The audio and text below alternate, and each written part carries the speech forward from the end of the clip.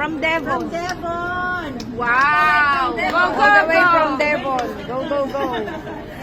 Yeah, from Edinburgh. Magandang hapon po sa bawat Pilipino. Welcome, Simula pa lang, iba na. Ako po ay OFW ng mahigit 10 dekada at this age of 35. Mahigit, na po. Kasi po, 3 dekada lang ata. 10 dekada. Sorry. I'm out of my mind, sorry. I traveled all the way from Seaton, Devon when I found out na may gathering tayo. This fight, ang laban na ito, hindi lang laban ni Tatay Digong. Laban ito ng bawat pobreng Pilipino. Yes! Laban ito ng bawat kinakawawa na Pilipino. Bakit? I am born and raised from Cotabato. Anak ng Maguindanao. Nag-aral ng Davao. Nasubukan ang maranyang buhay. Hindi nga maranya, ang peaceful na lugar ng Davao. Yung eskwelahan ko, malapit kami ng sementeryo. Magjo-duty ako ng gabi o uuwi ng madaling araw. Buhay akong nakakarating at buhay akong babalik. Nasubukan ko. Nung nag-move ako sa Manila in 2007, in Taguig, na-hold up ako ng 3 pula yung mata, dilat yung mata. Adik na. Adik. Yes. Adik na. Tinurukan ako ng kutsilyo. This is a true story and it has been blattered sa police precinct sa Taguig. Usong-uso ang adik kahit saan. Nung nireport ko sa police, anong sabi? Dapat ma'am, hindi mo hinabol. Nakuha mo yung bag mo pero muntik kang mamatay. Yun yung rason nila. Bakit ko hinabol yung adik? Luckily, nag-aral naman ako ng martial arts. May idea ko how to do the self-defense. Pero hindi dapat yun, kasi kaya nga self-defense siya eh. So yung sagot pa lang na dapat binigay mo, that means they are in favor. Okay lang, adik yan eh. Parang pag pinatay, okay lang. Oo, okay lang. Adik yan eh, nangyari na. Pero nung dumating si Tatay Digong, ginakampanya pa lang niya, anong sabi niya? Huwag mong subukan, masisira ang buhay mo. Naging memes, naging slogan, which is alam ng mundo. Yes. Pinaglaban niya. Tapos sasabihin, hindi nag-warning. May warning ang gobyerno na umupo siya. Tapos yung natukhang sasabihin biglaan, gawa-gawa. Saan? Paano? The number of killings, imagine. Noong 2009, una akong umalis ng Pilipinas, pumunta ako ng China at the age of 20. After nun, nangyari ang Maguindanao Massacre. May nangyari ba sa 200 plus na pinatay ng Maguindanao Massacre? Umabot ng ICC? May narinig kayong umabot ng international? Wala! Yung dumating ako ng China, anong sabi na amo ko? Philippines, too much bang-bang killing. Tapos on my age, bakit hindi ako tumuloy? Kasi naging drug carrier ng drug mule ang Pilipino. Remember that story? So dahil bata pa ako, I did not continue.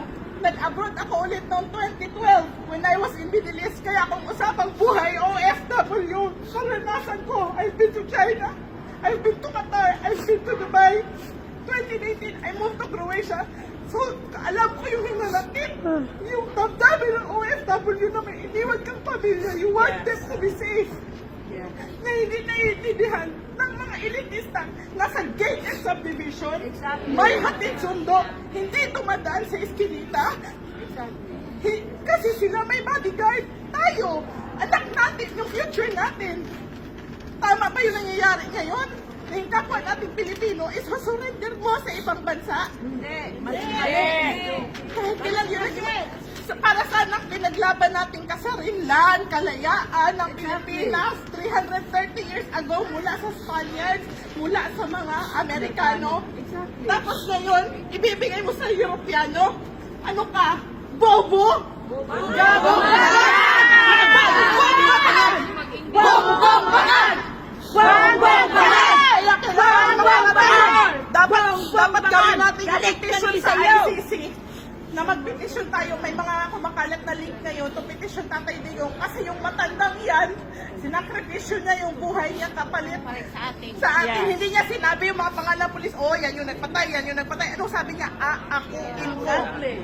Ako ang bahala, sasagutin ko, haharapin ko. Alam niya na. He's on his sunset right now. Hindi niya na kailangan ng pa-chill-chill. Basta nagawa niya yung para sa mga Pilipino.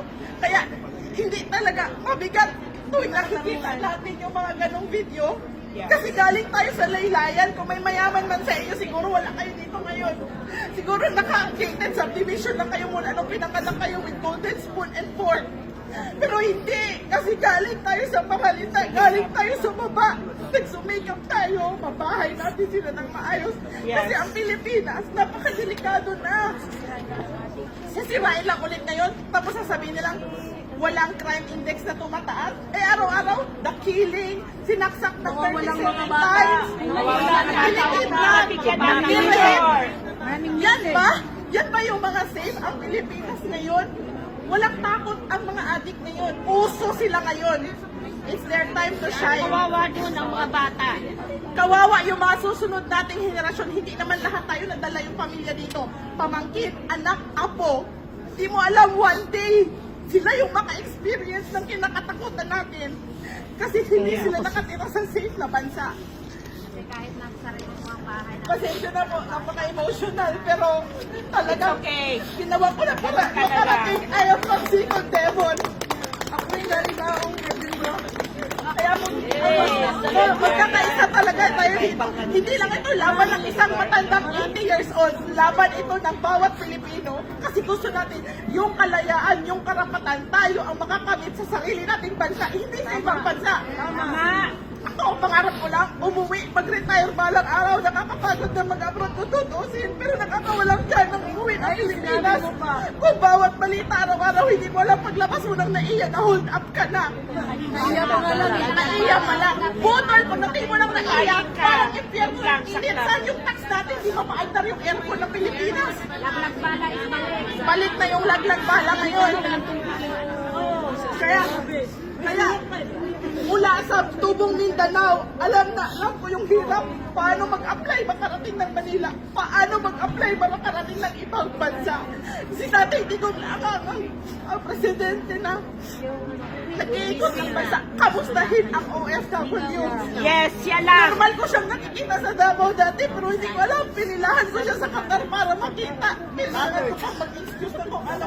Sa ngalan ni Tatay Digong, hindi lahat, sabi nga nila, hihira nila yung patriotic ngayon na nagmamahal sa bansa. Binabalik ni Tatay Digong yung pag-aalab yung puso mo na mahalin ulit ang Pilipinas, mahalin ulit ang bayan. Yun yung ini-instill niya sa atin ngayon. Kasi kung selfish siya, wala na siyang pakiretire na ako, chill-chill, hayahay, motor-motor lang ako dito. Pero hindi. Pinapatuloy niya yung legacy niya and yung advocacy niya na pinapasa ngayon. Long live Tatay Digong! Palaya! Yes!